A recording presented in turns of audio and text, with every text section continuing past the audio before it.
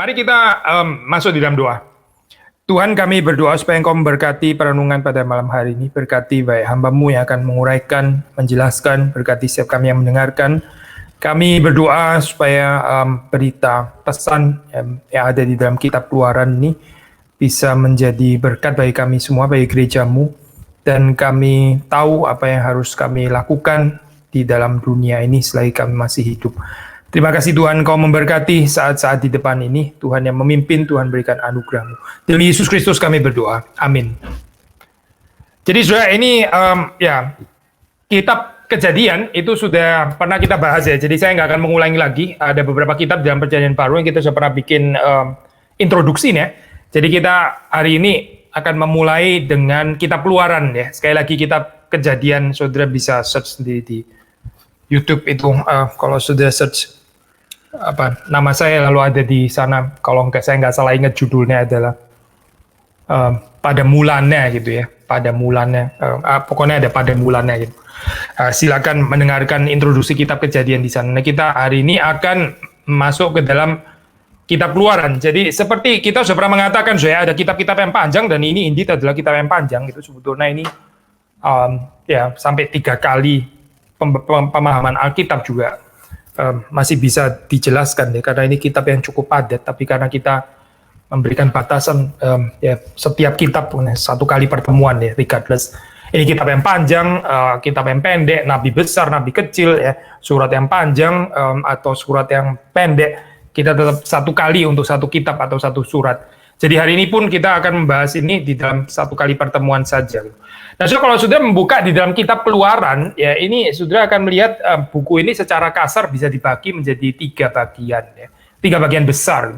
Yang pertama itu adalah pasal 1 sampai 15. Ini bicara tentang bagaimana bangsa Israel itu dibebaskan dari penindasan Mesir, ya. Itu bagian yang pertama. Bagian yang kedua itu adalah bagaimana bangsa Israel ini mengembara di padang gurun. Nah, itu sudah bisa baca mulai masih di dalam pasal 15 sampai kepada pasal 18 ya. Lalu kemudian bagian terakhir ini adalah apa yang disebut dengan pengalaman di seputar Sinai, Gunung Sinai, itu mulai pasal ke-19. Jadi 3 bagian ini ya. Sekali lagi pembebasan dari Mesir, lalu kemudian perjalanan di padang gurun, dan ketiga itu adalah pengalaman di Gunung Sinai. Ini adalah pembagian yang standar by the way ya untuk kitab Keluaran ini, dan kita akan membahas di dalam bagian yang pertama di sini ya, yaitu tentang pembebasan ini. Dan seperti kita tahu ya, ini cerita kitab Keluaran ini menginspirasi dari zaman ke zaman, karena dari zaman ke zaman kita juga menghadapi persoalan yang sama. Manusia itu berurusan dengan problem of oppression ya, penindasan ya. Ada tirani di situ, ada diktator, apapun itu ya, nggak harus selalu manusia, nggak harus selalu Hitler ya. Bisa saja diktatorship daripada uang misalnya, itu semacam oppression juga sebetulnya sudah terselubung, tapi nggak dalam bentuk manusia. Mungkin kita juga bisa diopres oleh hobi kita sendiri misalnya begitu ya, sampai kita menjadi addicted, sampai kita menjadi kecanduan, sampai kita nggak bisa keluar daripada situ. Mungkin kita sedang kuasai oleh tirani perasaan kita sendiri yang selalu menjadi tuan dan kita nggak bisa mengendalikannya. Ini kind of tirani lah, intinya gitu. Ini kan terulang terus di dalam kehidupan manusia ya, berulang terus. Dan karena itu juga cerita dari atau message pesan daripada Exodus ini ya bisa menjadi selalu relevan ya di tempat manapun, di saat atau waktu kapanpun, ini bisa menjadi satu pesan yang selalu relevan di dalam hal ini ya. Nah, kalau sudah membaca di dalam kitab Exodus sendiri ya, itu memang lebih tepat di dalam let's say theologies of the Old Testament itu sendiri ya, teologi Perjanjian Lama plural by the way, saudara akan mendapati bahwa teks yang paradigmatis ya, teks yang paradigmatik dari kitab Exodus ini bahkan juga diulang juga within the Old Testament theologies. Misalnya salah satu pengulangan yang paling dekat itu ya, ini kalau sudah membaca di dalam Yosua ya, Yosua pasal yang keempat ya, saya baca 22 ya. Maka haruslah kamu beritahukan kepada anak begini, Israel telah menyeberangi sungai Yordan ini di tanah yang kering. Sebab Tuhan Allahmu telah mengeringkan di depan kamu air sungai Yordan, sampai kamu dapat menyeberang seperti yang telah dilakukan Tuhan Allahmu, dan laut terberau yang telah dikeringkannya di depan kita, sampai kita dapat menyeberang. Nah, saudara, ini nggak bisa lebih jelas lagi ya. Ada rujukan laut terberau ya. Sementara di sini yang sedang dihadapi ini adalah air Sungai Yordan. Jadi saudara bisa melihat di sini bahwa paradigmatik ini ya, teks tulisan yang ada di dalam kitab Exodus itu diulang di sini ya. Di dalam cerita Yosua 4. Berarti ini bukan cuma sekedar cerita, tapi bisa dipergunakan terus-menerus gitu kalau sudah membaca di dalam kitab suci ya, di dalam Perjanjian Lama. Yang agak sedikit jauh ya di dalam hal ini ya, misalnya di dalam Yesaya ya, di sini sudah mesti membaca agak panjang ya itu ya. Kita nggak mungkin membacanya di sini, tapi di dalam Yesaya pasal 40 ya dan seterusnya 40, 41, 42, 43 sampai dengan pasal yang ke-55. Nah, di situ Saudara melihat di sini bagaimana bangsa Israel ya yang kembali dari Babylon ya, ini adalah semacam pengulangan, ini adalah semacam replikasi ya daripada cerita di dalam kitab Keluaran ini sebetulnya. Ada homecoming, ada homecoming ya setelah exile maksudnya itu. Mungkin kalau kita mau membaca, kita membaca 2 ayat saja, yaitu kita membaca dari Yesaya pasal yang ke-52. Saya membaca di sini ayat yang ke-11 dan 12. Menjauhlah, keluarlah dari sana. Janganlah engkau kena kepada yang najis, keluarlah dari tengah-tengahnya, sucikanlah dirimu, hai orang-orang yang mengangkat perkakas rumah Tuhan. Sungguh kamu tidak akan buru-buru keluar dan tidak akan lari-lari berjalan, sebab Tuhan akan berjalan di depanmu. Dan Allah Israel akan menjadi penutup barisanmu. Istilah apa ini ya? Pergilah, atau di sini apa bahasa Indonesia terjemahannya itu menjauhlah ya gitu ya. Menjauhlah, berangkatlah ya, berangkatlah, keluarlah dari sana. Ini kan sebetulnya bahasanya Exodus ya. Bahasa dari kitab Keluaran. Apalagi di sini sudah membaca dalam ayat ke-12 ya. Tuhan akan berjalan di depanmu. Tuhan yang akan memimpin engkau berjalan di depan ya. Ini kan diambil sebetulnya dari tradisi kitab Keluaran. Jadi sudah melihat di sini ya, Yesaya ini mengambil dari tradisi Exodus gitu, dan menerapkannya di dalam konteks yang baru ya, di dalam hal ini dalam konteks pembuangan gitu. Nah, kalau kita membaca di dalam kitab Keluaran itu sendiri, kita bisa melihat misalnya di dalam cerita tulah ya, tulah-tulah yang ada. Ini sebetulnya secara penempatan ceritanya mau menyatakan apa sih? Menyatakan atau mau menggambarkan bahwa inilah tandanya ya, bahwa Yahweh ya, Tuhan Allah Israel itu adalah Allah yang berdaulat ya. Jadi di sini tulah ini menggambarkan kedaulatan dari Yahweh Allah Israel. Bukan cuma orang Israel yang perlu mengerti ya bahwa dialah Yahweh, tapi juga orang Mesir ini pun juga ya, orang Mesir itu juga perlu tahu bahwa inilah Yahweh ya, yang berkuasa untuk membebaskan bangsa Israel keluar dari Mesir. Kita membaca ini di dalam Keluaran ya. Keluaran 7 ayat ke-5 saya membaca, dan orang Mesir itu akan mengetahui. Siapa yang mengetahui? Orang Mesir ya. Orang Mesir akan mengetahui bahwa akulah Tuhan apabila aku mengacungkan tanganku terhadap Mesir dan membawa orang Israel keluar dari tengah-tengah mereka. Jadi sudah perhatikan di sini ya, ini perkenalan Yahweh ini bukan hanya kepada umat Israel, umat yang dipilihnya itu ya. Tapi di sini juga ada satu perkenalan ya, superioritas dari Yahweh terhadap dewa-dewa yang dipercaya oleh bangsa Mesir ya. Nah, itu jelas kalau sudah melihat di dalam cerita ini ya. Jadi intinya saya di sini mengetahui itu artinya apa ya, di sini mengetahui ada dalam bahasa Inggris itu kadang-kadang kalau kita pakai bahasa Inggris kan mengetahui itu know gitu ya. Tapi sebenarnya ada nuansa ya di dalam bahasa Inggris. Kita bisa pakai apa itu recognize, misalnya kita bisa pakai acknowledge gitu ya. Mengakui lah di dalam hal ini ya, mengakui gitu. Jadi ini waktu dikatakan supaya bangsa Mesir itu mengetahui bahwa dialah Yahweh ya. Itu maksudnya di sini mengetahui sudah jelas bukan di dalam pengertian mengetahui secara teoritis ya, tapi mengakui ya, kemahakuasaan Yahweh ya, yang di atas dewa-dewa yang dipercaya oleh bangsa Mesir. Jadi kalau sudah membaca di dalam cerita ini ya, Firaun itu bahkan di sini ya dengan terpaksa itu kalau sudah membaca di dalam ayat 10 ini menarik, saya dipaksa dengan setelah mengalami tulah-tulah itu ya, Firaun di sini masih mengakui dosanya dan bahkan minta pengampunan. Kita membaca ini di 10 ya, pasal 10 ayat yang ke-16. Ini mungkin agak jarang dibahas ya, Saudara. Maka segeralah Firaun memanggil Musa dan Harun serta berkata, ini 10 ayat 16 ya. Aku telah berbuat dosa terhadap Tuhan, ya, terhadap Yahweh Allahmu dan terhadap kamu. Oleh sebab itu, ampunilah kiranya dosaku untuk sekali ini saja dan berdoalah kepada Tuhan Allahmu itu supaya bahaya maut ini dijauhkannya daripadaku. Kita tahu kalau kita membaca di dalam cerita keseluruhan ya, ini adalah pengakuan dosa eksternal ya, bukan pengakuan dosa batinia. Jadi kita nggak harus gelisah dengan membaca ayat ini. Anyway, ini ayat di dalam firman Tuhan. Bagaimana kita bisa gelisah, Saudara? Apa kita mau sobek atau bagaimana, kan nggak mungkin kan? Tapi mungkin bagian ini jarang dibahas, Saudara. Bahwa Firaun itu pernah mengaku dosa seperti ini ya, 10 ayat 16-17. Ya, tapi ini di dalam pengertian ya karena dia terpaksa lah ya, karena penghukuman itu akhirnya terpaksa harus mengakui ya bahwa Yahweh itu di atas dewa-dewa yang dipercaya di Mesir. Dan bahkan kalau sudah membaca meneruskan di dalam pasal yang ke-12 ya, ini waktu saya orang Israel keluar itu, Saudara mendapati di sini ayat 32, saya akan membacakan. Bawalah juga kambing, domba, dan lembu sapimu seperti katamu itu, tetapi pergilah dan mohonkanlah juga berkat bagiku. Menarik ya, Saudara. Firaun itu sampai dipojokkan, sampai dia harus mengakui yang bisa memberkati itu adalah Allahnya Israel.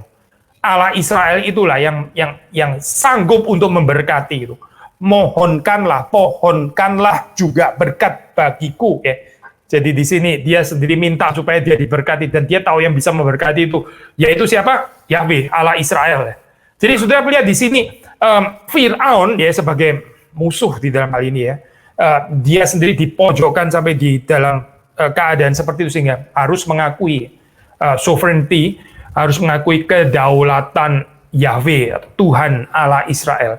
Nah, apalagi saya untuk orang Israel sendiri, apalagi untuk bangsa Israel sendiri, Saudara membaca jelas di sini ya, Yahweh tentu punya deeper concern terhadap umatnya sendiri. Yahweh yang mau supaya Israel itu juga lebih lagi ya, daripada Firaun mengetahui bahwa dialah Allah yang sejati ya, bahwa dialah Tuhan ya, dan sudah jelas di sini pengharapannya bukan secara eksternal ya, Saudara, tapi secara batinia gitu. Karena yang eksternal itu kan sebetulnya Firaun ya, tapi bangsa pilihannya sendiri ya, seharusnya ini mengenal Allah mereka, yaitu bukan secara eksternal, luar karena terpaksa gitu, karena hukuman-hukuman, karena tulah dan sebagainya ya, karena sudah bangkrut lah, karena sudah hidup ini sudah sulit sekali begitu ya, maka terpaksa harus mengakui Tuhan. Bukan saya, tapi ini mengakui Yahweh ya sebagai Allah secara batinia dari dalam hati mereka. Dan ini waktu bangsa Israel mengakui bahwa Yahweh itu sovereign, ini berarti menolak ya, ada polemik dengan otoritas ya, sovereignitas dari Firaun ya, Mesir yang palsu itu ya. Sekali lagi ya, Saudara, waktu kita mengakui Tuhan itu sebagai Allah kita di dalam kehidupan kita ya, berarti itu kita menelanjangi ya kuasa-kuasa palsu yang ada di dalam dunia ini. Kita nggak bisa mengakui Tuhan itu tanpa ini, tanpa polemik ini ya. Makanya nggak ada sintesis ya, nggak ada sintesis ya. Nah, kita mengakui kedaulatan Tuhan ya di satu sisi, tapi juga saya percaya sih kedaulatannya orang-orang kaya, karena mereka yang support gereja gitu misalnya ya. Jadi Yahweh dan uang, Yahweh dan kenalan orang-orang penting, Yahweh dan itu bukan keluaran, bukan. Keluaran itu adalah polemical ya, terhadap kuasa-kuasa yang menempatkan diri itu di atas seperti seolah-olah mereka itu adalah Allah. Seperti Firaun, berlagak menjadi seperti Allah padahal mereka bukan Allah sebetulnya gitu. Kesombongan daripada orang-orang yang punya power seperti itu itu yang sedang dibongkar di dalam kitab Keluaran. Maka tidak heran ini sekali lagi kalau message daripada kitab Keluaran ini seperti selalu relevan ya, meskipun kita harus berhati-hati ya supaya tidak jatuh kepada ini model teologi pembebasan yang akhirnya terus kemudian lebih di-inspired daripada Marxisme, neo-Marxisme, daripada Alkitab gitu. Kita masih bisa membedakan di dalam hal ini ya. Tapi betul bahwa di dalam kitab Keluaran ini membicarakan tentang liberation, membicarakan tentang pembebasan, membicarakan tentang deliverance, membicarakan tentang pembebasan dari oppression. Itu jelas sekali sudah di dalam kitab Keluaran ya. Dan itu saja nggak menjadikan bahwa kitab Keluaran ini jadi proto-Marxis atau apa ya. Jelas bukan, saya, karena ini adalah cerita yang nggak ada hubungannya ya dengan si Karl Marx itu, nggak ada hubungannya. Ini adalah cerita yang diwahyukan ya, dan sampai kapanpun selama kita berada dalam fallen world, dunia yang sudah jatuh ini ya, selalu akan disertai dengan cerita-cerita oppression itu ya. Nah, maka di sini Yahweh tampil sebagai sang pembebas. Dia adalah yang membebaskan kita daripada oppression yang terjadi di dalam dunia ini. Jadi saudara melihat di sini ya, Yahweh itu dia itu bertakhta ya, dia berada di atas relasi-relasi kuasa yang ada di dalam sejarah ini. Kita mesti percaya ini ya, saudara. Karena kalau kita nggak percaya ini, kita akan cenderung menjadi orang yang terus kemudian selalu menyalahkan yang di atas, ya. Benci yang di atas, atau hidup dipenuhi dengan kepahitan dan sebagainya. Itu karena kita gagal percaya bahwa Yahweh sebetulnya itu memimpin dan bertakhta di atas dari relasi-relasi kuasa, relasi-relasi otoritas itu ya, seperti di dalam cerita kitab Keluaran ini gitu. Nah, kalau sudah membaca di dalam cerita permulaan daripada kitab Keluaran ini menarik ya, saya sebetulnya nggak langsung bicara tentang Yahweh gitu, tapi ini dimulai narasinya itu dimulai dengan cerita orang Israel yang tertekan. Jadi ini mulai penggambarannya itu adalah dunia manusia ini ya, penuh dengan persoalan ya, yang sangat membutuhkan ya, yang diopres, yang ada penderitaan dan sebagainya. Ini cerita dimulai dengan seperti itu ya. Terus kemudian baru setelah itu muncul, nah ini ada sesuatu yang ajaib terjadi gitu ya, waktu Yahweh di sini terus kemudian menetapkan Musa ya, Musa yang dipelihara secara ajaib ya, Musa. Dan Musa yang terus kemudian dipersiapkan juga untuk ini ya, konfront si penguasa lalim, oppressor, yaitu Firaun ini sendiri, padahal dia sendiri juga pernah berada di istana gitu. Dalam hal ini bikin ceritanya menjadi lebih dramatis gitu ya, karena ini bukan satu gambaran yang simple gitu ya, tapi di dalam istilahnya ya, ini dia tadi ya, relasi-relasi power yang rumit ya di dalam dunia manusia, di mana Musa di sini ya dipanggil, justru ditarik, dan dia memilih ya, kalau kitab Ibrani, surat Ibrani itu mengatakan dia memilih untuk menderita bersama dengan umat Allah daripada menikmati kesenangan Mesir yang sementara itu ya. Lebih baik menderita bersama dengan umat Allah, lebih baik menjalankan ya, lebih baik menghidupi narasi ya panggilan Allah daripada bersenang-senang di dalam satu keadaan relasi power ya, connection yang status quo yang sudah established ya, yang ya sebetulnya kalau dia tetap ada di sana dia aman-aman saja gitu. Tapi itu bukan panggilan daripada Musa gitu. Dan itu bukan panggilan saudara dan saya juga. Gitu. Panggilan saudara dan saya adalah seperti Musa di dalam hal ini ya. Berani konfront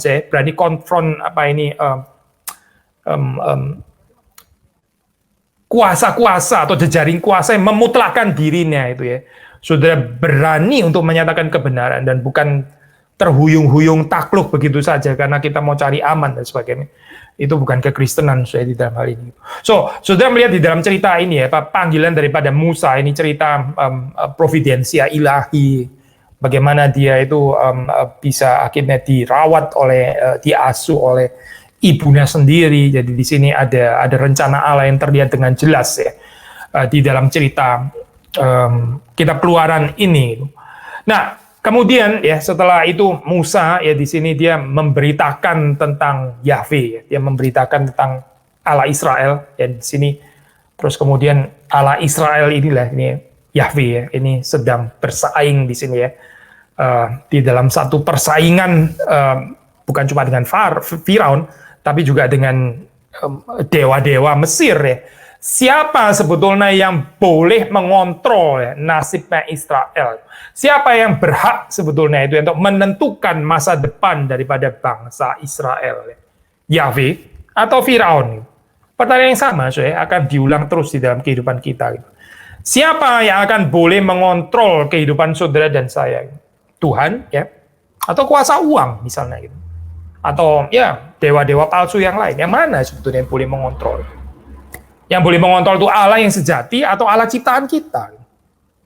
Atau Allah-Allah palsu, ya, ilah-ilah palsu, berhala-berhala itu yang akhirnya mengontrol kehidupan kita. Yang mana sebetulnya? Pertanyaan yang sama, di sini di dalam kitab Keluaran tentu saja jawabannya adalah Yahweh yang akhirnya mengontrol Israel dan bukan Fir'aun. Ya.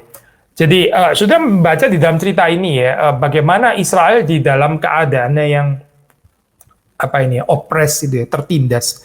Dia berseru kepada Allah. Dia berseru kepada Allah.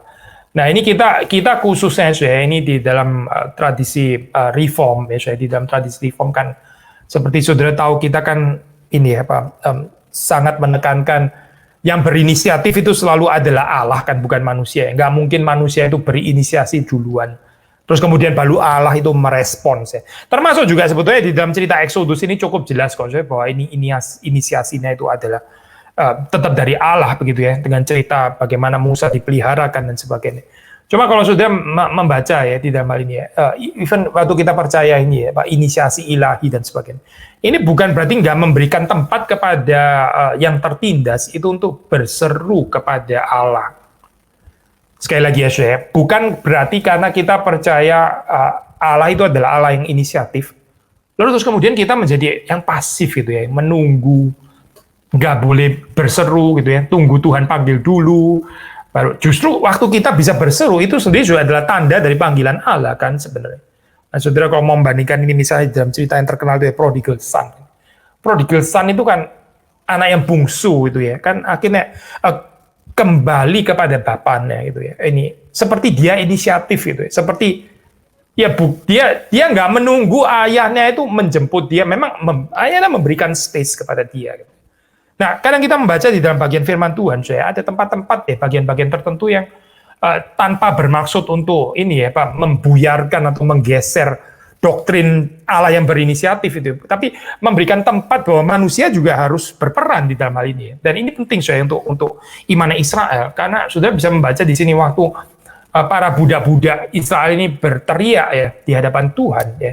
Ini sebetulnya merupakan satu pendahuluan, ini juga boleh dibilang programatik tradisi lamentasinya Israel itu ya, lamentasi, ratapan ya, berseru kepada Allah in times of distress, waktu di dalam saat-saat kesesakan ya, kesulitan, berseru kepada Allah. Bukan nggak boleh berseru bukan stoik gitu ya, bukan mesti menerima nasib gitu ya, atau bahkan pakai istilah teologis yang agak sudah lebih sering dengar gitu ya. Harus selalu bersyukur gitu misalnya ya.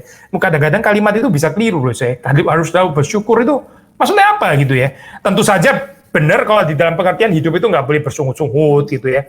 Hidup jangan nggak melihat anugerah Tuhan. Itu sih betul kalau dia mengerti seperti itu. Tapi kalau harus bersyukur di dalam pengertian nggak boleh sama sekali ada ratapan ya, nggak boleh ada lamentasi. Sama sekali hidup ini nggak boleh ada keluh kesah ya, itu harus bersyukur itu bisa keliru kalimat itu. Nah, saudara baca di dalam iman Israel, ini dalam khususnya dalam kitab-kitab Perjanjian Lama, itu tradisi lamentasi ini penting sekali ya, sudah membaca di dalam Mazmur misalnya banyak sekali lamentasi. Dan ini sudah dimulai as early as kitab Exodus ya. Exodus itu bicara tentang lamentasi di sini, bahkan ceritanya dimulai dengan lamentasi ya. Lamentasi Israel yang berseru kepada Yahweh dan kemudian Yahweh menjawab ya. Nah, ini kita bersyukur waktu kita mempelajari ini ya, kitab Exodus di dalam scholarship belakangan ini tampaknya sepertinya memang agak berhenti gitu ya, pertanyaan-pertanyaan yang rada membosankan nih, historical nggak historical, terus kalau kemudian historical sebetulnya tempatnya di mana, terus orang trying to locate posisinya di mana gitu ya, itu scholarship seperti itu sudah agak lewat lah, sudah di belakang gitu. Dan ya saya pribadi bersyukur ya untuk hal itu ya. Bersyukur karena apa Karena orang kalau menghabiskan energinya itu membicarakan misalnya, ini sebetulnya di mana sih poinnya gitu. Kira-kira Musa dulu waktu itu di mana sih ya? Dia berdirinya itu di sebelah mana ya waktu dia membelajar. Ini pertanyaan-pertanyaan kayak begini nih apa sih untuk iman kita, terus mau apa gitu. Terus setelah kita tahu misalnya di situ gitu, lalu mau apa gitu. Di Gunung Sinai gitu. Terus apa gitu. Sudah pergi ke sana naik onta gitu, foto-foto Instagram dan sebagainya. Gak terlalu membangun iman ya sebetulnya gitu. Lalu bagaimana? Yang lebih penting itu ya, bukan menentukan lokasi precisnya di mana gitu ya, kejadiannya apa, tapi bagaimana kita mendapati bahwa message, pesan daripada kitab Exodus ini sebetulnya terus-menerus di reenacted ya, ini terus-menerus di represented, ini diulang terus ya, di dalam liturgical kalendernya Israel, dan ini yang menurut saya sangat bermakna gitu. Sekali lagi ya, saudara, cerita Exodus ini ya, ini bukan untuk diselidiki histori dan lokasi persisnya di mana dan sebagainya, terus kita terkagum-kagum dengan lokasi itu dan sebagainya. Lebih penting bagi saudara dan saya, hidup kita ini sesuai nggak sih dengan story-nya Exodus gitu? Hidup saudaranya sesuai nggak dengan kisahnya Exodus? Ini extremely important, saya, extremely important, sangat-sangat penting. Seperti sudah membaca Israel sendiri mengulang cerita ini waktu Yosua ya, tadi yang kita baca, Yesaya gitu ya, mengaitkan lagi dengan cerita Exodus. Berarti ini kisah yang nggak berhenti, saya. Ini kisah yang terus-menerus dihidupkan di dalam sejarah Israel, di dalam kehidupan Israel mengikut Tuhan. Dan itu yang seharusnya juga terjadi dalam kehidupan saudara dan saya. Ini harusnya menjadi kisah yang terulang di dalam kehidupan kita. Ya. Kita kritikal di dalam hal ini ya, terhadap oppression yang menekan kita. Oh, saya bicara oppression di sini tentu saja dalam pengertian tepat ya, bukan dalam pengertian paranoid. Kalau paranoid susah lah, ada orang yang sebetulnya nggak ada yang opres, tapi dia rasa dia diopres. Nah ini paranoid namanya gitu ya. Saya hidup ini tertindas, itu misalnya. Selalu saya ditindas, saya di gereja ditindas, saya di perusahaan saya ditindas, di keluarga saya ditindas, dimanapun ditindas. Ini mungkin orang paranoid, ini apa? Exodus tentu saja bukan ngurusin orang paranoid seperti ini. Kalau ada orang paranoid seperti ini, dia mesti bertobat gitu. Bukan menjadikan cerita Exodus untuk pembenaran paranoianya dia, tidak gitu. Tapi kita tahu di dalam hidup ini memang betul-betul ada penindasan gitu, ada oppression yang mungkin sekali lagi bukan dalam bentuk Firaun, tapi dalam bentuk yang lain, sehingga kita ini nggak bisa menghidupi Injil ini dengan bebas ya. Nah itulah oppression itu, apa gitu ya, kita mesti cari tahu di dalam kehidupan kita, di mana kitab Keluaran ini bisa sekali lagi ya, di-represented, diulangi lagi ya ceritanya, karena akan membawa deliverance yang sama di dalam kehidupan saudara dan saya. Jadi kita melihat di dalam pattern atau ini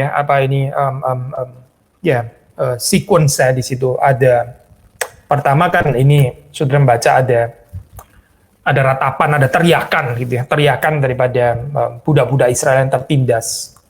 Terus kemudian ini diubah ya setelah Yahweh membebaskan.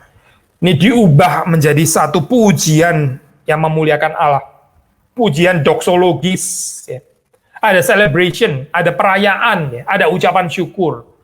Ya, ini pattern yang nggak asing ya, kalau sudah membaca di dalam Yohanes kan, juga dikatakan bagaimana itu sengsara itu ya, penderitaan itu terus kemudian menjadi sukacita gitu kan ya. Ini satu pattern yang sebetulnya sangat common ya, bukan cuma di dalam Perjanjian Lama, tapi juga di dalam keseluruhan whole biblical theology. Allah yang di dalam cerita Exodus itu ya, Allah yang di sana itu ya, juga adalah Allah yang sama ya di dalam kehidupan kita sekarang, Allah yang sama, Allah yang memungkinkan terjadinya pembebasan ya, keluaran di dalam kehidupan kita sekarang ya, dan bukan cuma kita secara pribadi ya, tapi juga kita melihat secara katakanlah skop yang lebih luas ya. Ini bukan cuma tentang me and my family, bukan, tapi juga tentang kehidupan ini. Jadi ini sekali lagi menjadi satu story yang tidak berhenti menginspirasi ya dari zaman ke zaman. Bagian yang kedua, kita bicara tentang covenant ya di sini ya. Kita bicara tentang covenant gitu. Ini termasuk salah satu profil teologi yang penting kan di dalam kitab Keluaran. Menarik, kalau sudah melihat ini juga sudah pernah saya singgung di dalam khotbah ya. Israel kan tadinya diperbudak ya. Ini slavery, ini perbudakan. Terus mereka dibebaskan. Oh, dibebaskan apa Dibebaskan itu bukan untuk masuk kepada autonomi, bukan ya bukan. Autonomi itu bukan ajaran kitab suci, bukan. Ini bukan dibebaskan dari perbudakan terus kemudian untuk menentukan nasib sendiri begitu ya. Saya pernah pakai istilah mungkin agak provokatif ya. Sebetulnya kita bicara from slavery, from worldly slavery ya, to apa ini saya, to holy slavery ya. Kalau kalimat ini terlalu provokatif untuk saudara kita ganti lah. Intinya begini saya, ini dibebaskan untuk diikatkan kepada Yahweh. Tadinya Israel itu terikat kepada Fir'aun yang kejam itu, yang opresif ya. Sekarang Israel memasuki kehidupan yang baru dengan diikatkan kepada Yahweh. Bukan dibebaskan untuk nggak ada ikatan, saya nggak ada ikatan, itu sebenarnya tetap ikatan lama. Orang yang hidupnya itu autonomos ya, autonomi ini ya, autonomus, itu sebenarnya tetap terikat dengan dirinya sendiri gitu. Orang yang betul-betul bebas itu adalah yang memasuki relasi covenantal ya, relasi perjanjian dengan Yahweh. Itu yang betul-betul bebas sebetulnya. Tapi yang mau ditekankan di sini ya, saudara perhatikan ya, dari ikatan dunia ini menjadi ikatan bersama dengan Tuhan yang Maha Baik. Itu saya maksudnya. Jadi, saudara melihat ada shift di sini ya. Jadi, jangan mengerti pembebasan itu hanya di dalam pengertian freedom from ya, tapi freedom for apa gitu. Ini dibebaskan untuk apa? Nah, kalau saudara membaca dalam Exodus kan jelas ya, dibebaskan supaya bisa beribadah kepada Tuhan di padang gurun ya. Di Gunung Sinai gitu kan. Ini apa? Jadi ada covenant di sini, ada ikatan perjanjian ya dengan Allah Israel. Israel dengan Allah, yaitu dengan Yahweh. Nah, kalau sudah melihat di dalam apa ini strukturnya, sudah mendapati apa ini bagian pertama di situ kan cerita apa itu di cerita bagian awal daripada Exodus ini ya 1 sampai 15 ya. Terus kemudian saudara mendapati di situ ada certain perhentian ya di sini ya. Perhentian yaitu perjumpaan di Sinai, ya, perjumpaan di Sinai. Ini bagian yang penting itu di dalam Exodus ya. Lalu terus kemudian berjalan lagi ya, itu berjalan lagi. Jadi tadi setelah bangsa Israel dibebaskan, mereka itu berjalan gitu ya. Ini mengembara ya. Bahasa Indonesia terjemahannya mengembara pilgrim ya. Ini apa seperti musafir gitu atau istilah yang lain sojourn ya. Ini apa berjalan mengembara gitu. Terus kemudian berhenti di Sinai ya. Terus kemudian ceritanya disambung lagi dengan another pengembaraan nih, sampai kepada promised land itu sampai kepada apa ini tanah perjanjian ya. Jadi saudara melihat di sini ceritanya dibebaskan ya, mengembara, terus kemudian berhenti ya, ini ada di Sinai, lalu kemudian masuk lagi kepada pengembaraan sampai masuk kepada tanah perjanjian ya. Nah, sekali lagi ya saya, tadi kita mengatakan kita nggak tertarik dengan ini lokasi penyelidikan lokasi ya. However, ini ya bagaimanapun ini ya, meskipun saudara kalau pergi ke Israel, saya kepingin saya ke Sinai atau ke apa dan sebagainya ya oke lah, saya silahkan gitu. Masa nggak boleh ke sana ya pergi saja silahkan gitu.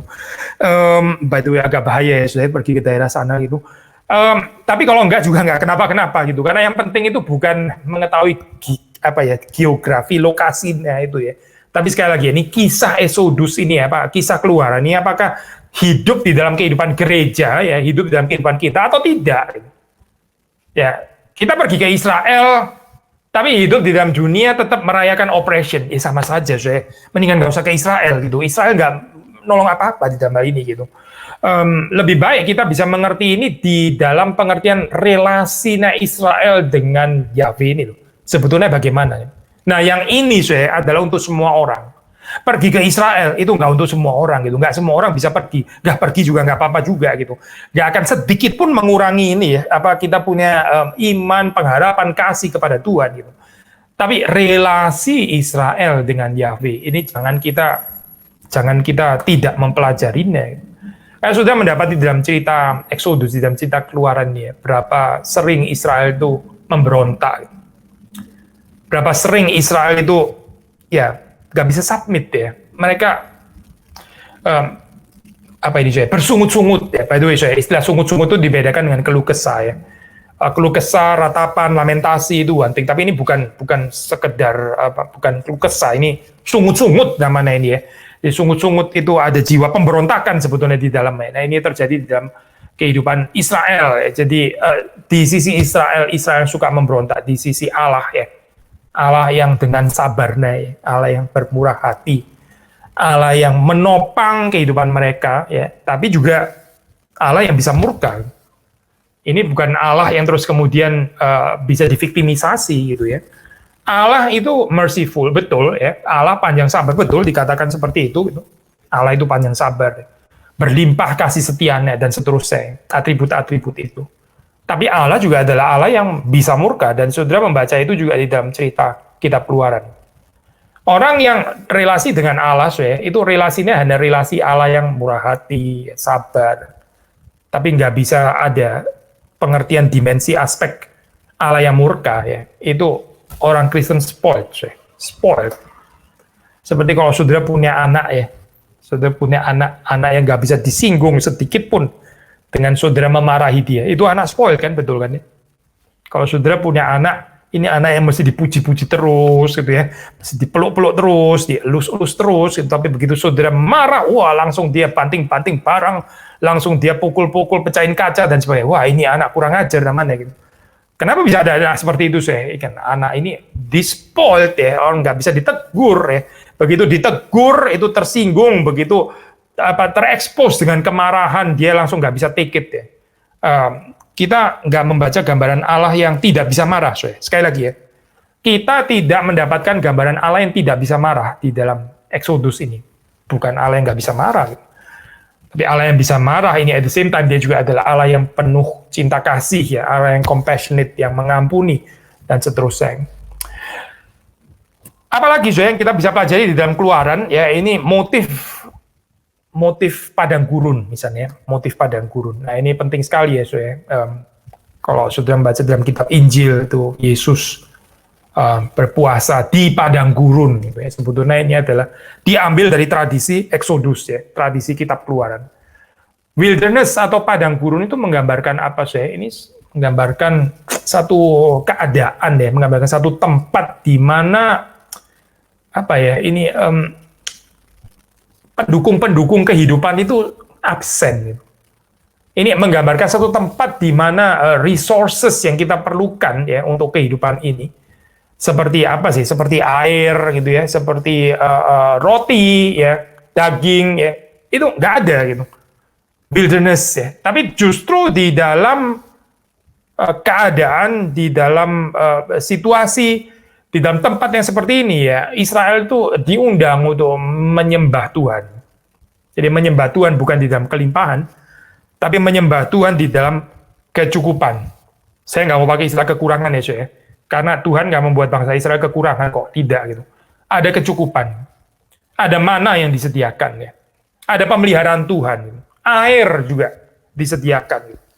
Cuma bangsa Israel ya, di dalam hal ini ya, sedang diuji gitu di dalam situasi padang gurun. Apa yang sebetulnya ada di dalam hati mereka ya, dan kita tahu di dalam ceritanya ya, sama seperti dalam cerita kehidupan kita, kebanyakan kita juga seperti itu gitu. Ya Israel ini nggak ada gratitude ya, nggak ada ucapan syukur gitu. Yang ada terus-menerus komplain, yang ada terus-menerus bersungut-sungut gitu ya, tidak puas dengan pemeliharaan Tuhan dan sebagainya. Gitu. Sehingga ini juga menjadi satu pelajaran yang berharga juga untuk kita ya dalam hal ini. Bagian ini kalau saudara ini tulisan ini misalnya waktu di resepsi, let's say di dalam zaman pembuangan exile, ini menarik karena langsung ada koneksi ya di sini ya, ada koneksi. Tadi kita mengatakan waktu orang Israel dipanggil keluar dari Babilonia ya, itu homecoming ya. Ini seperti reenactment cerita Exodus kan, deliverance ya, dari exile terus kemudian homecoming ya. Ini menjadi satu pengulangan sebetulnya cerita daripada Keluaran itu. Nah, saudara bisa bayangkan ini ya kitab Keluaran ini waktu diresepsi di dalam zaman ini, zaman pembuangan dia. Saudara bisa langsung mengaitkan bagaimana Israel pasti akan memikirkan keadaan mereka ini ya, pengalaman terbuang ini ya. Seperti seperti itu Israel waktu dijajah oleh Mesir itu. Mirip sekali ya dalam keadaan seperti ini, sehingga refleksinya itu bisa langsung di dalam hal ini ya. Sekali lagi ya, waktu orang Israel ya, bangsa Israel berada di pembuangan ya, mereka bisa connect dengan memori ini ya yang di belakang yang sudah dicatat ini ya, yaitu apa sih? Ya ini peristiwa Israel yang pernah diopres ya. Bondage perbudakan di bawah Mesir, ya, di bawahnya Firaun yang opresif itu. Nah, di sini juga ada kemiripan seperti kayak pengalaman wilderness, pengalaman padang gurun. Ya, ini di sana saya nggak ada bait suci, ya. Nggak ada tempat untuk beribadah.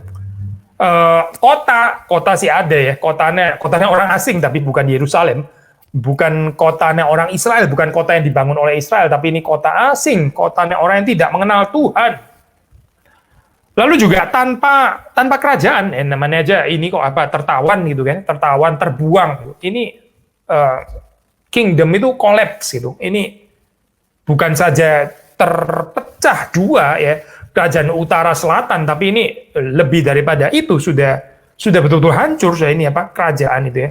Waktu di dalam zaman pembuangan. Jadi saudara perhatikan di sini ya, waktu Israel mengalami itu, ini cerita Exodus pasti akan sangat membekas ya, sangat berarti di dalam memberikan pengharapan ya. Nanti saya kita akan bahas ini ya. Nanti kalau kita baca di dalam Yesaya ya, Yeremia itu ada certain menarik saya ini apa theologies of Old Testament ini ya, ada certain apa ya relativisasi daripada the Old Exodus story, ada cerita dari New Exodus ya. Ini adalah keluaran yang baru ya, bicara tentang covenant ya, ada bicara Old Covenant, ada New Covenant ya, Yeremia misalnya gitu. Nah nanti kita kalau akan ada waktunya kita membahas di dalam perspektif ini ya, kitab nabi-nabi. Tapi sekali lagi saya intinya adalah kita mau mengatakan di dalam ini ya, di dalam masa pembuangan ini ya, itu Israel betul-betul bisa menghidupi pengharapan dari ini apa itu kitab Exodus ya. Maksudnya paralelismenya itu sangat kuat. Yet sekali lagi ya, dengan ada relativisasi pembaruan ini ya, message ya, bukan lagi the old Exodus tapi the new Exodus ya. Tapi saya nggak mau bahas bagian ini sekarang, kita akan bahas nanti waktu kita sampai kepada kitab nabi-nabi besar gitu. Ini juga bisa dimengerti bukan hanya di dalam pengertian yang lokal untuk Israel saja gitu ya, tapi ini juga bisa dimengerti apa power of chaos ini saya apa ini kehancuran ini ya apa di dalam pengertian exile ya, di dalam pengertian yang cosmical ya, di dalam pengertian yang lebih luas gitu. Nah, saudara membaca sebetulnya salah satu profil daripada Genesis itu kan ini ya, against the power of chaos kan sebetulnya. Jadi ini bukan nggak ada kaitannya gitu ya. Bagaimana keadaan Israel yang chaotic gitu ya, maksudnya tanpa kerajaan ya, tanpa tempel ya, tanpa kota yang dibangun sendiri gitu ya, di dalam keadaan exile seperti ini kan chaotic power sebetulnya gitu ya. Jadi theology of creation, new creation ya, ini memberikan pengharapan yang segar untuk apa untuk Israel gitu. So kita membaca di dalam masa pembuangan ini adalah satu momen di mana resepsi daripada kitab Keluaran ini akan menjadi sangat hidup gitu ya, karena Israel berada di dalam situasi seperti itu. Tadi kita mengatakan bahwa Yahweh ya, selama bangsa Israel di wilderness, di padang gurun itu meskipun keadaan sangat pas-pasan ya, tapi senantiasa cukup ya, nggak kekurangan ya. Bahkan pakaian yang dipakai itu ya dijanjikan nggak rusak ya, karena nggak ada toko supermarket pakaian ya, saya nggak ada di sana gitu. Sandal yang dipakai juga nggak akan rusak ya, jadi ada pemeliharaan Tuhan yang nyata sebetulnya dalam hal ini ya, terhadap bangsa Israel. Dan mana juga merupakan satu motif yang penting ya, ini seperti sudah tahu ini mendapatkan apa itu fulfillment-nya itu di dalam diri Yesus Kristus ya, sebagai the bread of life ya. Itu waktu Yesus menyebut dirinya sebagai roti hidup, itu bukan tanpa motif mana yang ada di dalam apa ini saya kitab Keluaran deh. Kalau kita mau mengaitkan ini, kita bisa belajar beberapa message ya saya, misalnya ini ya, kita seringkali juga nggak merasa bahwa Kristus itu cukup di dalam kehidupan kita ya. Kita sudah ada Yesus Kristus di dalam hidup kita, tapi kita seperti orang Israel, kita merasa Yesus bukan segalanya. Kita masih kepingin Yesus plus ya. Kalau orang Israel kepingin mana plus daging, plus ini, plus apa ya, plus itu apa culinary experience yang waktu di Egypt itu, yang waktu di Mesir ya. Mereka kepingin ini dan itu dan sebagainya ya. Seperti juga di dalam kehidupan kita ya, kita bisa nggak mencukupkan diri dengan kehadiran Tuhan Yesus di dalam hidup kita. Gitu. Jadi cerita ini sudah melihat deh, seperti kayak terulang terus gitu. Jadi kita bisa membaca New Testament ya dari perspektif Old Testament, ya, membaca keindahan Perjanjian Baru juga termasuk dari tradisi atau teologi Perjanjian Lama ya. Apa sih yang kita bisa pelajari dari teologi mana ya? Mana itu apa gitu? Ya mana nggak boleh serakah ya, harus setiap hari ya, setiap hari itu mengambilnya itu setiap hari, nggak bisa ini mengambil sekali langsung terus kemudian disimpan sampai 7 hari apalagi 1 bulan gitu ya, supaya selama 7 hari so nggak usah repot lagi gitu ya. Ini semua kaya dengan message sebetulnya, dan kita bisa kaitkan dengan ini ya kristologi Perjanjian Baru bahkan gitu. Tapi introduksi ini kitab introduksi, ini introduksi dari kitab Keluaran hari ini sudah melihat di dalam cerita ini ya, bagaimana Yahweh itu panjang sabar ya menghadapi Israel yang nggak tahu bersyukur, yang nggak berterima kasih. Tapi terus kemudian Yahweh ini tetap memelihara Israel. Yahweh tetap generous, tetap berbelas kasihan kepada umatnya. Nah, perhatikan juga di dalam Exodus ada penekanan tentang Sabat ya. Dan ini Sabat ini penting ya, saya ini sangat krusial ya. Sebenarnya tentu saja bukan cuma di dalam Keluaran, sudah membacanya juga di dalam Genesis misalnya kan ya. Nah, ini kalau di dalam di dalam teologi Perjanjian Lama ya, itu banyak scholars memberikan let's say label aliran teologi Priestley ya namanya saya. Ini aliran Priestley ini saya sangat menekankan pentingnya Sabat, pentingnya ibadah ya, segala sesuatu yang berkaitan dengan cultic life. Nah, ini adalah aliran teologi Priestley ya. Dan saudara bisa mendapati di dalam Pentateuch itu ada ini ya, penekanan-penekanan yang menekankan bagian itu. Gak semuanya tentang ini ya, saya tentang urusan Priestley ini ya, tentang urusan cultic life gitu. Ada hukum-hukum yang lain juga gitu dibicarakan, sangat kaya.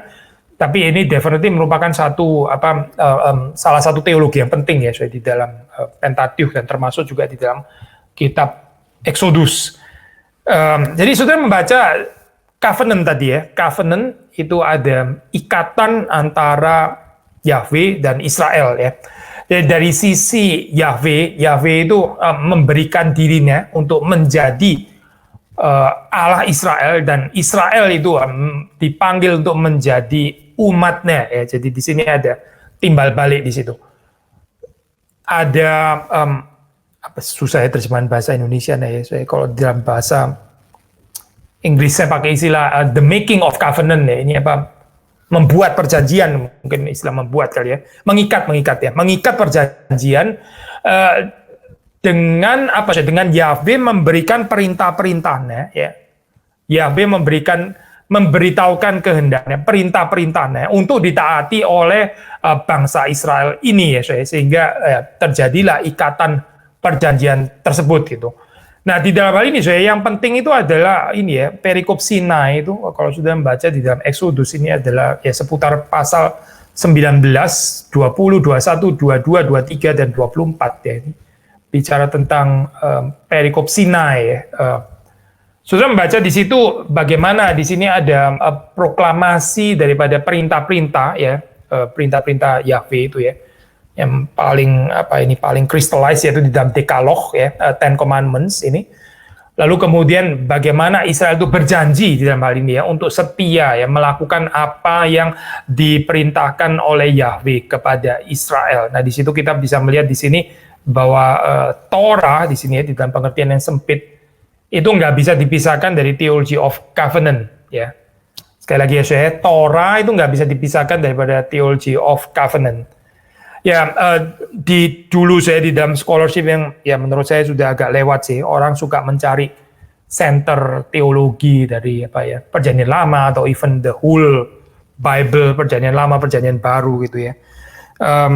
Sebetulnya sulit ya, kalau kita mencari one single center apapun itu, entah saudara mengatakan covenant theology gitu ya, salah satu favoritnya orang reform, atau Torah theology gitu, atau saudara mengatakan Sabbath theology gitu ya, atau theology of creation, sebetulnya nggak ada satu center pun yang bisa mewakili ini ya, keseluruhan kitab Perjanjian Lama gitu. Karena itu di dalam kesarjanaan yang lebih baru, orang biasa bicara tentang multiple center ya di sini. Jadi ini ada banyak centers ya. For sure, covenant itu termasuk salah satu center penting ya. Tapi seperti sudah melihat di sini ya, bukan cuma covenant kan di situ. Cerita Exodus sendiri ya, pembebasan itu sendiri ini juga penting gitu. Nama kitabnya saya dinamain Exodus. Jadi ini ya teologi dalam hal ini ya, bukan cuma covenant, tapi juga teologi pembebasan itu sendiri penting ya di dalam kitab Exodus ya. Lalu yang aliran priestly tadi ya, yang berkaitan dengan cultic life ya, tentang tabernakel, tentang hidup beribadah kepada Tuhan, ya hidup kudus dan sebagainya. Ini juga aliran teologi yang penting juga. Jadi sudah melihat di situ ada rajutan ya sebetulnya, rajutan berbagai macam teologi ya plural di dalam kitab-kitab Perjanjian Lama, termasuk di dalam kitab Keluaran ini. Sehingga kalau kita harus mencari satu single teologi, the theology yang mendikte keseluruhan kitab ini ya, sulit gitu. Biasanya nanti kita akan masuk kepada model reduksionisme gitu ya, reduksionisme. Akhirnya kita jadi memaksa gitu waktu kita try to operate misalnya katakanlah dengan covenantal theology. Ya kalau sudah masih di kitab Exodus lumayan lah, sudah masih bisa operate dengan covenantal theology ya. Tapi misalnya waktu sudah bicara Kidung Agung, ya sudah baca Kidung Agung and covenant gitu, agak repot loh saya sebetulnya gitu. Rada maksa sebetulnya membaca Kidung Agung dari perspektif covenantal theology gitu ya. Nanti akhirnya kita kehilangan keindahan teologi yang sebetulnya mau ditekankan di dalam kitab itu, tapi kita nggak mau tahu itu. Pokoknya saya mau melihat covenant dimanapun semuanya covenant gitu misalnya. Akan kesulitan gitu. Bahkan sekali lagi di dalam kitab ini pun ya, kitab Keluaran ini pun di mana covenant theology itu indeed termasuk salah satu profil teologi yang sangat menonjol ya dengan Sinai Perikop ini.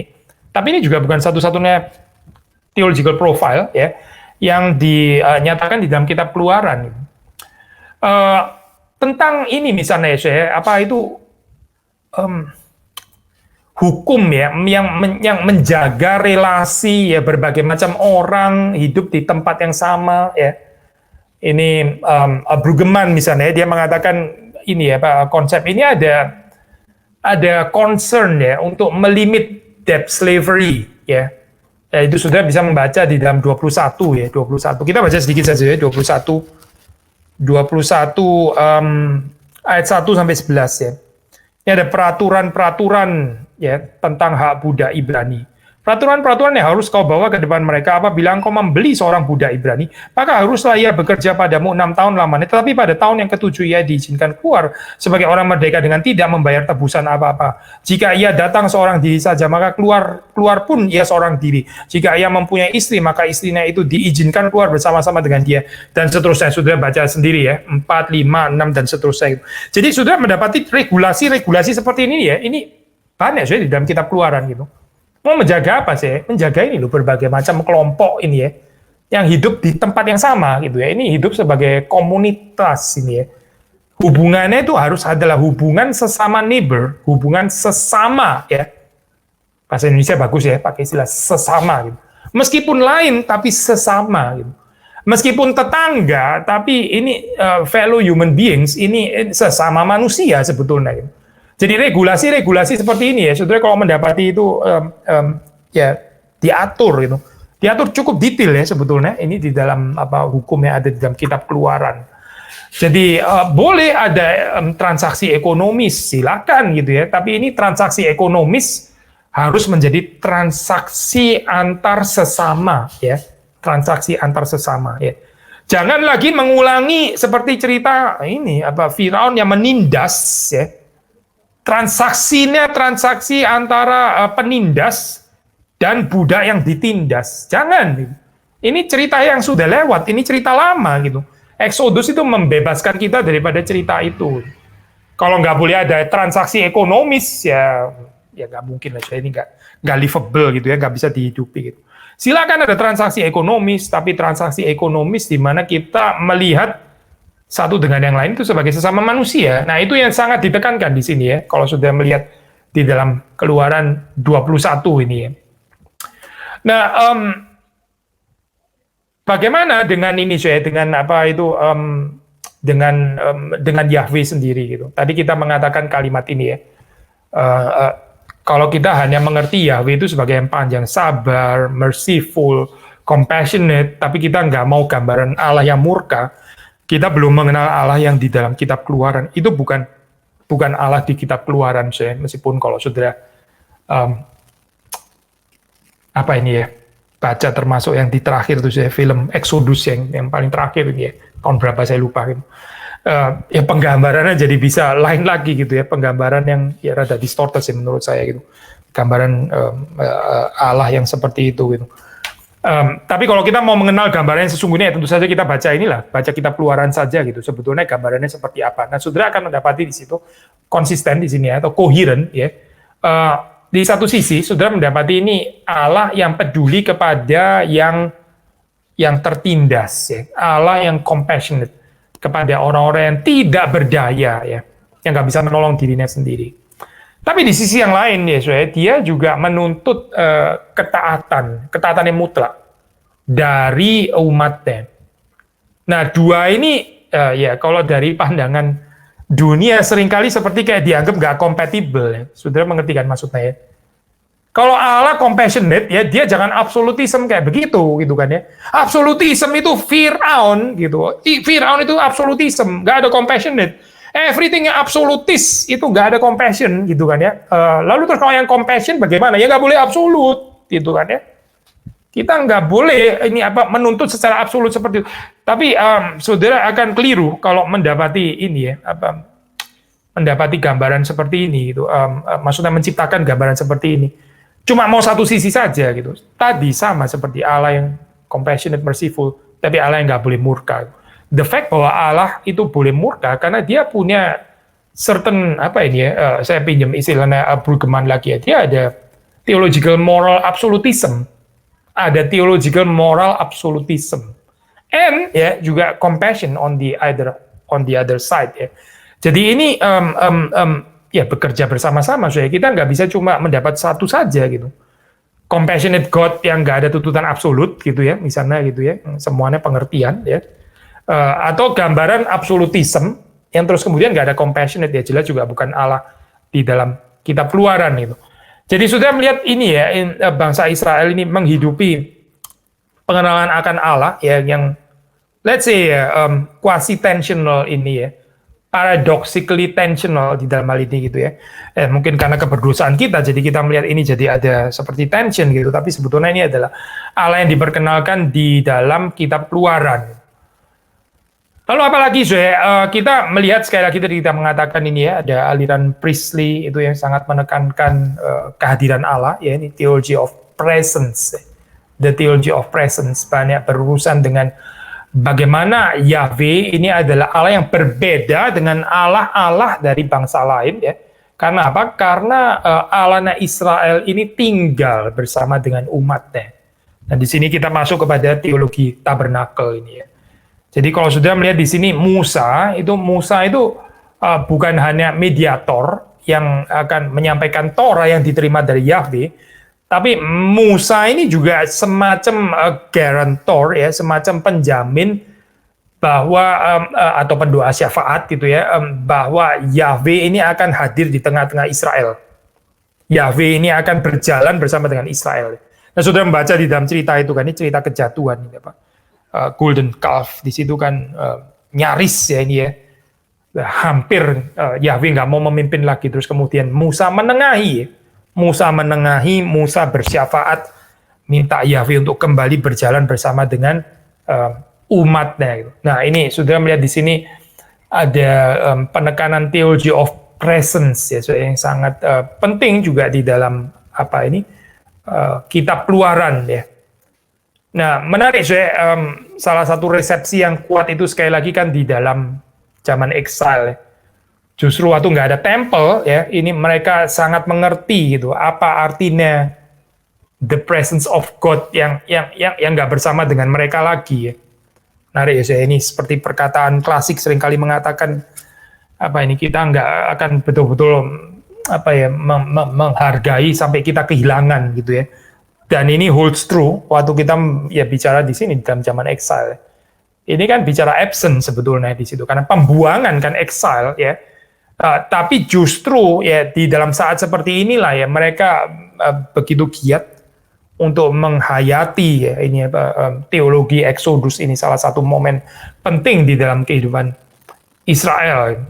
Kalau saudara melihat di dalam theology of presence ini ya, priestly tradition, itu ibadah itu saya jauh sekali saya daripada pemikiran dualisme modern ya. Bukan itu saya. Kita seringkali ini ya struggle di dalam dunia kontemporer ini ibadah jadi semacam kayak apa ya? Pelarian escape gitu loh saya yang kita masuk ke dalam dunia yang sama sekali lain ya. Well, otherworldliness-nya sih nggak harus salah gitu ya. Tapi di dalam pengertian gini saya ini apa ya masuk ke dalam satu dunia yang lain untuk terus kemudian dalam 1-2 jam segera ditinggalkan terus masuk ke dalam dunia sekuler ya yang dengan totally different principles and narratives dan sebagainya gitu. Tapi kalau sudah melihat di dalam tatanan teologi daripada Exodus itu bukan dimengerti seperti itu saya. Ini tabernakel misalnya. Tabernakel itu apa sih gitu? Nah, tabernakel itu sebetulnya menggambarkan recreation ya. Ini adalah replikasi daripada ciptaan. Jadi ini seperti kayak membangun dunia kembali gitu. Di mana di situ ya ini yang bekerja, yang berfungsi, yang berjalan ya. Itu ada the story of Yahweh ini bersama dengan umatnya. Jadi ibadah ini penting sekali saya untuk umat Israel ya. Karena di dalam ibadah inilah tadi ya, ini terjadi yang porak-poranda, yang semerawut, yang kekaru-karuan itu ya, yang tercaya berai, terus kemudian terjadi refocusing. Ya. Ini konsep penting sekali di dalam kitab Exodus. Ya. Maka tidak heran di sini sekali lagi kalau Sabat itu ya, itu menjadi kulminasi di sini ya. Ada penafsir yang mengatakan ini ya, menyejajarkan di situ kan. Itu Tuhan bicara kepada Musa itu ya di dalam 7 speech ya. Lalu ini paralel dengan 7 days of creation ya, dan bukan kebetulan ya. Ke-7 kalinya ini kulminasinya adalah teologi Sabat sebetulnya ya. Teologi Sabat sebagaimana di dalam teologi penciptaan ya kita juga melihat itu kulminasinya itu sebetulnya juga adalah Sabat ya. Good, saya mungkin mengakhiri dengan saya simpulkan saja saya terakhir gitu ya. Jadi ini saudara ingat 3 hal inilah paling enggak ya di dalam kitab Exodus. Pertama itu adalah cerita pembebasan itu sendiri ya. Cerita pembebasan ini bagaimana ya orang Israel yang ditindas dibebaskan ya dari kuasa penindasan yang bengis ini. Yahweh itu menjanjikan true deliverance ini ya. Nah, saudara bisa membaca cerita Yesus Kristus ya di dalam hal ini ya. Jesus as the Savior ini sebagai the new Moses ya.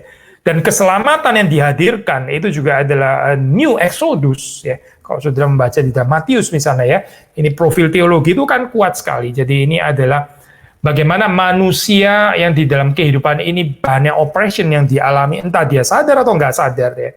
Lalu kemudian Alkitab ini memberitakan Injil, ini proklamasi the kingdom of God. Yang membebaskan itu ya, kerajaan Allah. Bukan kerajaan dunia yang opresif itu saya, tapi kerajaan Allah yang membebaskan. Yang mengajak saudara dan saya bisa beribadah, ya ada apa ini, fokus sirung ya, ada apa ini ya, kehidupan yang diberikan fokus lagi gitu ya. Ini yang garis saya sudah gak karu-karuan, sekarang diluruskan lagi gitu ya. Ini. Nah itu terjadi di dalam ibadah, itu yang pertama saya. Yang kedua adalah theology of covenant tentu saja ya. Karena covenant teologi ini penting sekali di dalam kitab Keluaran, meskipun nggak equally penting di dalam semua kitab Perjanjian Lama, tapi indeed di dalam Keluaran ini termasuk satu color teologi, warna teologi yang sangat kuat gitu. Bahkan kita mengenal formula itu ya, formula yang terkenal ini ya kalau kita baca di dalam Keluaran pasal yang ke-6 ya, Keluaran pasal 6, saudara membaca ini satu formula yang terkenal ini disebut covenantal formula ya sebetulnya.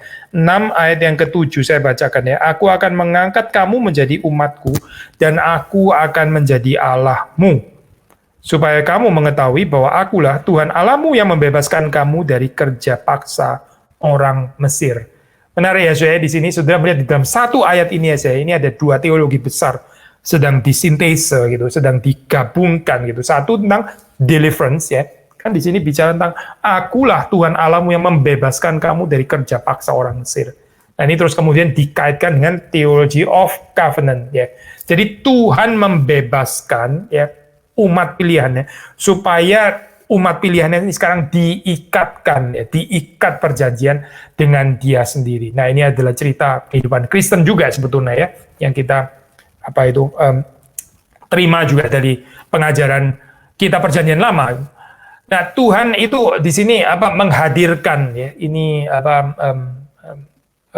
pinjam istilah Brueggemann ini ketaatan yang baru ya saya, itu ketaatan kepada Firaun itu ketaatan yang lama, itu ketaatan kepada orang yang opresif ya, tapi ini sekarang ketaatan kepada Yahweh yang membebaskan.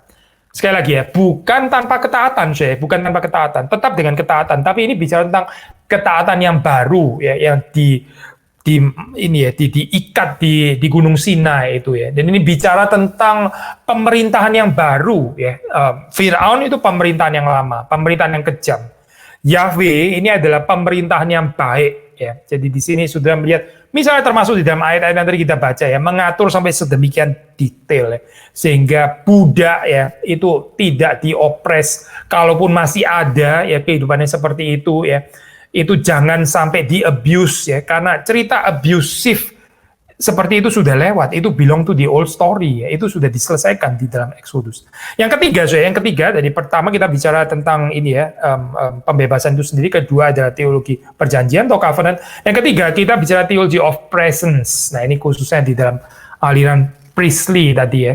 Nah di sini saudara membaca di dalam Exodus ada sedikit antisipasi yang nanti kemudian akan diperlengkapi di dalam kitab Imamat khususnya ya, ada tuntutan kekudusan ya. Tuntutan kekudusan. Nah ini berkait dengan Celtic life. Waktu bangsa Israel atau umat Israel itu beribadah ya, dia menghadap Allah yang Maha Kudus, menghadap Tuhan yang Maha Kudus. Ya, mereka perlu menguduskan dirinya. Nah ini apa artinya ya? Nah di dalam kitab Keluaran mengantisipasi ini, tapi terus kemudian teologi ini dikembangkan lebih ekstensif ya. Kemudian di dalam kitab Imamat atau di dalam Levitikus ya. Jadi perjalanan Israel ini sendiri digambarkan sebagai satu perjalanan ya, di mana Allah itu ya, Allah dan kemuliaannya itu menyertai Israel. Allah menyertai Israel, menyertai dengan kemuliaannya ya. Israel juga adalah bangsa yang berbagian di dalam kemuliaan Allah, tapi Israel juga adalah bangsa yang mengembara ya. Ini gambarannya penting, apalagi kalau kita mengaitkannya dengan kehidupan kita sekarang ya, penantian kedatangan Yesus Kristus kembali, kita juga bisa mengaitkan theology of presence ini ya. Selama di dunia ya kita sudah mencicipi kehadiran Allah, tapi pengalaman kita ini masih broken, masih tidak sempurna. Bahkan waktu kita ibadah pun ini juga ya foretaste ya, ini adalah cicipan itu. Nanti kelak ya kita akan menuai dengan segala kepenuhan ya itu. God's very presence ini ya, God's glorious presence. Tapi selama kita di dalam dunia ya kita berjalan ya seperti Israel ya, sojourn. Kita mengembara ya, tapi ini bukan mengembara seperti Kain, mengembara yang terusir dari hadirat Allah, bukan. Ini adalah satu pengembaraan yang disertai oleh tiang awan dan tiang api. Ya. Ini satu pengembaraan di mana Tuhan itu berjalan bersama dengan kita. Kiranya ini menjadi satu penghiburan, kekuatan bagi kita semua. Nanti lain kali di dalam pertemuan berikutnya kita akan melanjutkan pembahasan introduksi kitab Imamat. Demikian saudara PA pada malam hari ini. Selamat malam dan Tuhan memberkati saudara-saudari sekalian.